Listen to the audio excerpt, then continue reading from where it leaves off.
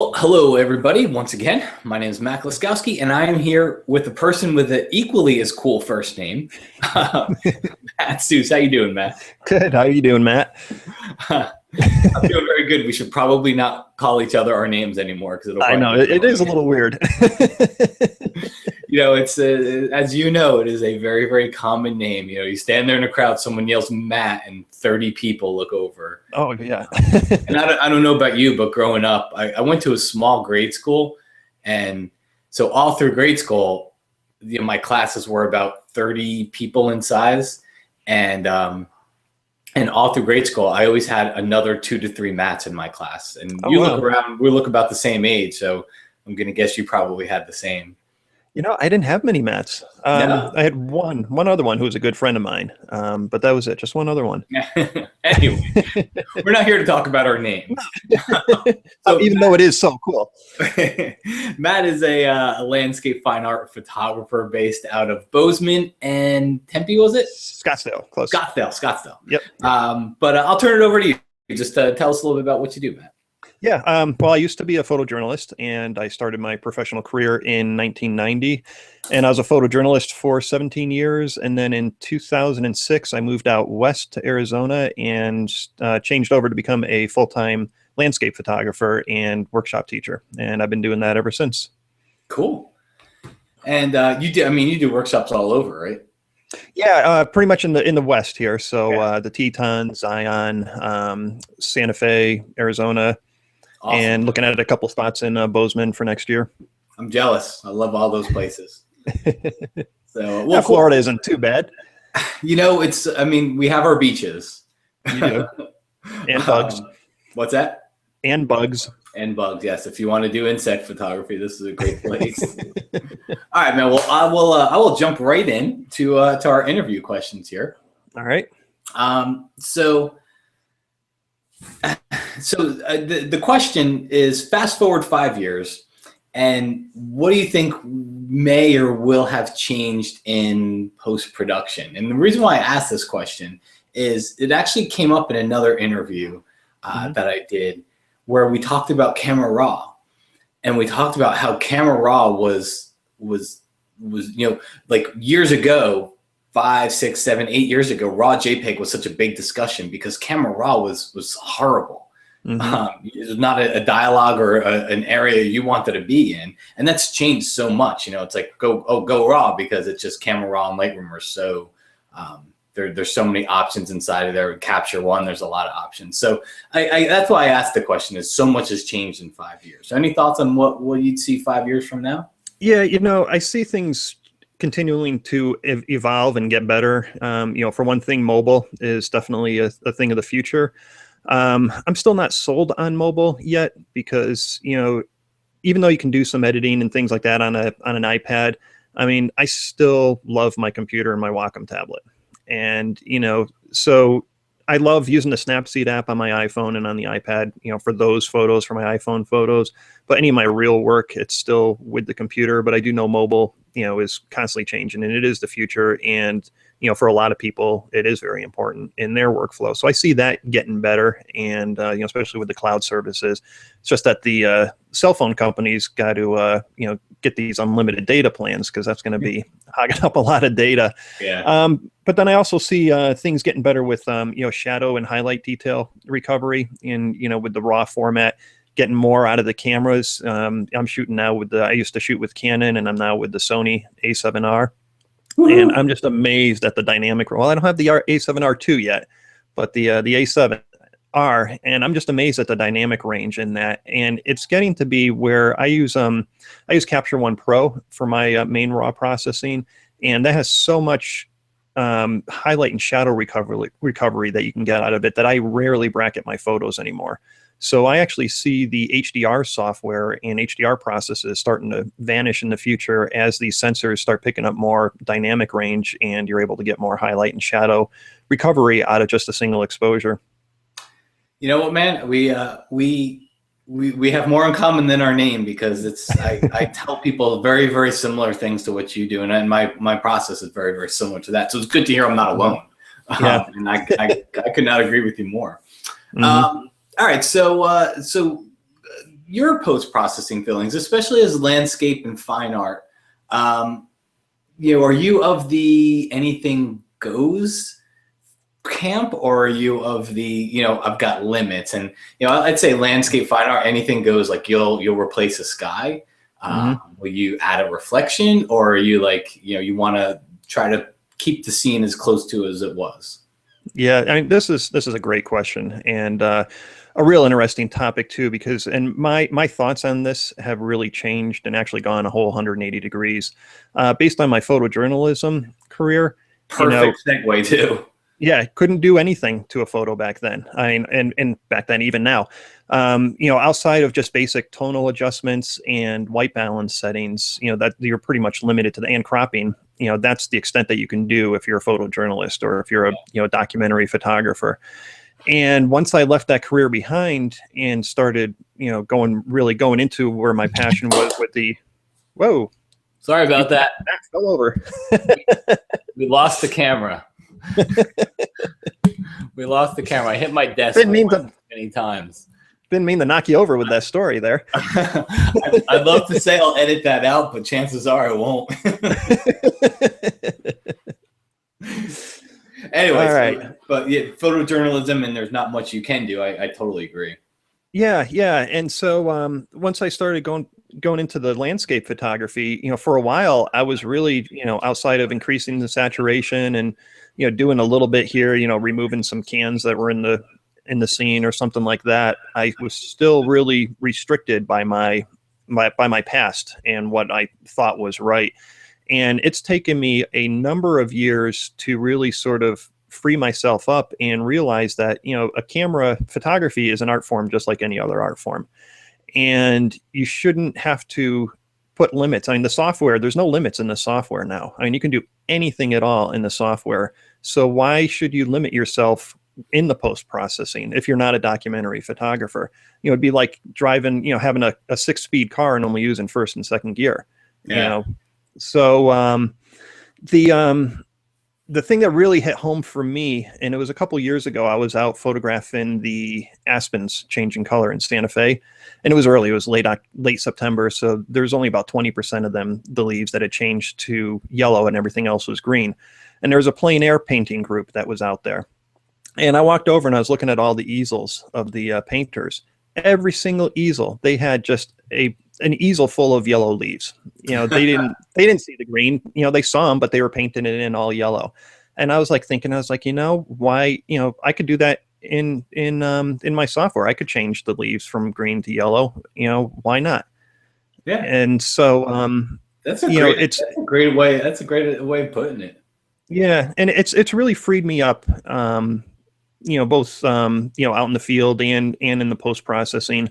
And the other thing I want to say about that too is that, you know, the cameras are so good these days, and there's lots of technical books, you know, and it's not that hard to figure out the technical settings, you know, the f-stops, the shutter speeds, and all that stuff on the cameras. So, I mean, you and I could be standing right next to each other shooting the same scene, and, you know, we're going to come back, if we're shooting with the same cameras, you know, we're going to come back with pretty much, outside of a little difference in cropping, we're going to come back with the same photo. And if that's all we did to the photo, we have the same photo. And we're really just as good as our camera right there. But you know, that's where your style really comes in, I think, is through the post-processing, and where the difference between my photo and your photo would then be in that post-processing, where we take the time and, you know, we make adjustments, and, you know, we're not going to make the same adjustments. We're going to see the scene differently to begin with. Our cameras are going to capture it the same way, but then we make the difference in what we do in the post-processing. And to me, that's where the art form really is, and that's where the fun is and the uniqueness of it is. Yeah, awesome thoughts, man. That's I hadn't heard it put that way, but it's you make a lot of really, really good points in there, especially like the style. You know, I hear people talk about that a lot, but that's such a great way to put it. Is we are, you know, a lot of people will come away with the same photo, but you develop your own style after the fact too. So yeah, and you know, if you're just, you know, printing straight from camera and not doing any post-processing, you're limited to what Sony gives you, what Canon gives you, what Nikon gives you, and that's really as good as your photo is going to be. And it's going to be the same as everyone else's. Yeah. And you know what, not to, it's obviously going to go up on the ON1 site, so I'll say ON1 effects, but I think plugins in general, those third-party apps that people are using, whatever company they come from, I think that's where a lot of the style comes from. That's what I always tell people, like, well, why do I need effects? You know, I could brighten my photo in Lightroom or Photoshop, and it's like that's where I do brighten my photo, but I go to ON1 for my style. Yeah. There's a lot more to just basic tonal controls that you can do to a photo to really express yourself with photography. All right. So next question. This is always a tough one for people. So are there any post-processing tools that haven't been invented yet that you wish were? Like, is there a tool you're like, man, if I just could do this? Yeah, that is a tough one. You know, I think or a tool that you'd improve. Yeah, I think Adobe's running into the same problem, and maybe that's why they went subscription, because they're not, you know, what more can they do? What more can they put in the software? I mean, I agree wholeheartedly. You know, especially, you know, a year ago I made the move to ON1, and so I'll get a lot of people that will say, well, you know, I didn't see a lot of new features in the newest version, and you know what? It's there are a lot of new features in the newest version, but at the same time, there's a lot of performance. There's a lot of you know, interface changes and things like that. And as time goes on, that becomes some of the things that improve. You know, our technology improves, our computers improve, what engineers can do improve. Therefore, that carries over to the software. So speed increases is a feature because that's what changes, you know, and you're right. I mean, I'm sure Adobe's seen it. It's like, what else can you possibly do? Right. Well, I do have one, it's not really so much on the processing end, but it's more on the cataloging end. And, you know, as we keep on shooting more and more digital files, I mean, we're just getting, you know, hundreds of thousands of images. And I mean, I hate keywording and captioning and all that stuff. And I mean, I use Photo Mechanic at my at the very base. When I import my photos into the computer, I use Photo Mechanic, and that's a pretty slick tool for getting in a lot of keywording and everything like that. But you know, we got all these GPSs in the cameras now. How cool would it be if the software could read the GPS location, and let's say we're photographing a sunrise at Mount Moran, and you know, at the Tetons, it knows we're there at Mount Moran, and that it could automatically put in keywords based on your location. So it would tag it as Wyoming, Jackson Hole, you know, Grand Teton National Park, Mount Moran. It would know what time you photographed it, so it could say sunrise as a keyword. That would be pretty cool. I like that. You know what? Because I'm with you. I don't like that process, and I actually don't do it a lot, just because I don't. And it's, you pay for it later because you can never find your photos, and you're just scanning through. But good feature. All right, I'm gonna write that one down. ON1, are you listening? All right, so next one. So on average, and I think, you know, especially being a landscape fine art photographer, this is a good question for you. Is you go to Mount Moran and you're shooting the Tetons. You come away from that photo shoot and you're like, all right, I took a lot of different pictures this morning, but there's usually that one magic one. Like, this is going to be the shot I put in my portfolio. Let's say you had a really nice sunrise. So on average, like, you walked away with that hero shot. You know you had a great sunrise. This is a photo that, you know, you're going to maybe want to put into your gallery, or you're going to want to print and put into your portfolio. How much time do you spend processing it? Is it, you know, you're done in 10 minutes? Is it 4 hours? Is it somewhere in between? Go past 4 hours. This is probably going to sound really surprising, but I mean, I have photos that I've worked on over the course of months and even years, and especially on those really big photos. You know, on the real keepers, I'm so slow on, you know, because I'm tinkering over every single pixel, trying to make sure everything is just perfect in that photo. So, you know, the raw software is usually a little bit quicker because I'm doing basic color and tonal adjustments. But then when it goes into the stylizing, you know, in ON1, in effects in particular, I'll work on it for a while, and then I'll just put it away and let it sit for a few days, and then I'll come back to it. And I've had some that have taken me months before I was finally happy with the final results. And it's not like I'm sitting there working on it 8 hours a day, but it's going back and forth to it a couple of times. And again, those are on my real, like you said, the portfolio shots. My other photos that I would consider more like a stock photo, I can have those done pretty quickly, sometimes real fast, just export it out of the raw software, throw it into ON1 real quick, and it's done. But on those keepers, it can take a while. That's cool to hear, because I think there's a lot of people out there that they like to post process. It's as long as it's fun parts. I don't think anybody loves noise reduction, but I think people like to paint things and paint style and do different things into their photos. So it's good to hear that it seems that you kind of like the same. Yeah, I do. And I probably get that too from I grew up in a black and white darkroom, so watching that print come in through the through the developer was always fun. And so you're creating this here in a digital darkroom now. Yeah. All right, so last question. And so I've asked this question before, based on Lightroom, Photoshop, but so you've got the Photoshop interface, which is like all the bells and whistles, every tool possible, every filter possible, all kinds of things. And then you've got your raw editors. So I usually say Lightroom or Camera Raw, but you use Capture One, which a ton of people use as well. If you could only keep one, if somebody said, all right, I'm going to let you use one to edit your photo, which side would you pick? Would you pick the pixel pushing side, or would you pick the raw? Okay, so wait, so what are the choices again? Photoshop, Lightroom? So I'm thinking like Photoshop. I'm thinking like the real pixel pushing, liquify, you got all the masks and adjustment layers and brushing tools and selections and all that. Or you have your raw editor, which is typically exposure, shadows, highlights, white balance. I am going to stick with one. Yeah, it's going to be Capture One Pro.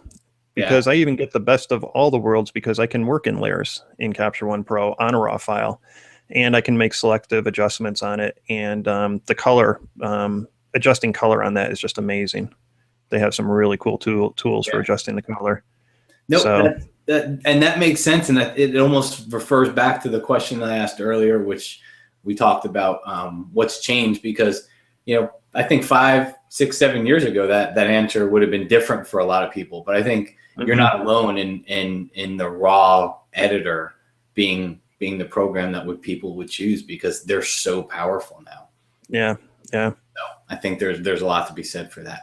That wraps up my question. So I know you mentioned earlier you teach workshops. What's best place people can find out about those? Yeah, on the web at mattsuess.com, MattSuess.com. And from there, you click on, I have a link up on the top there for workshops. And you can go on there, and I do in-field workshops. I also do online workshops. Got a couple online courses up there. Have one on Perfect Photo Suite 9.5. I'm working on my own version 10, ON1 Photo 10 course. Should have that up in a couple of weeks. Cool. And I also have a, if people are on Facebook, I started up just recently a ON1 Photo 10 or ON1 Photo users group on Facebook. So it's the only one out there right now. So if you just do a search in Facebook for ON1 Photo users group, you'll be able to find it and join in there. And that's a great place to, if you have questions on the software, or if you want to, get photos critiqued, or, just share and meet other people who are using the software. Perfect, man. Where's I'm just gonna throw a random question. So out west, if you had to pick a favorite place to shoot as a landscape photographer, what would you pick? I love Zion, and I've been spending a lot more time in the Tetons, and I'm really liking the Tetons a lot. Spring, fall. I haven't been there in the winter yet. We just got snow out here in Bozeman over the last couple of days. Yeah. I got to get a 4-wheel drive again so I can go down there. But the Tetons has really been a favorite of mine recently. A lot from people, so that's why I asked you, because people ask me the same thing a lot. So I figured I'd ask you, because you're doing workshops out there, so you get to go to them often. So I'd be anxious to see which ones you'd go back to more often. Yeah. How about you? What's me? So somebody asked me last week. I chose Zion. Mm-hmm. Zion was one of them. I love arches and canyonlands. I can go there quite a bit, and I love Portland. Yeah. Oregon, just in general. It's like if you gave me a state, I think I might pick Oregon as the state that I would base out of, because you got coastal, you got waterfalls and greenery and all that stuff, and then if you drive 8 hours, and you've got the desert. So, oh wow, and then mountains and lakes. It's like seriously, Oregon's got everything. It's got a lot of it really close to each other too. So I think I would pick Oregon as my place. As the national parks, it's so tough. I love Olympic National Park. Mount Rainier is awesome. It's tough, but Zion's high up on there on my list too. Yeah. Well, cool, man. So thank you so much for doing this. I know you're huge to all the ON1 fans that are out there. So I know they appreciate you taking the time to do this, and just really insightful answers too. So thanks for doing this, and we'll talk to you again very soon. All right, sounds good. Thanks a lot, Matt. Take care, man. All right.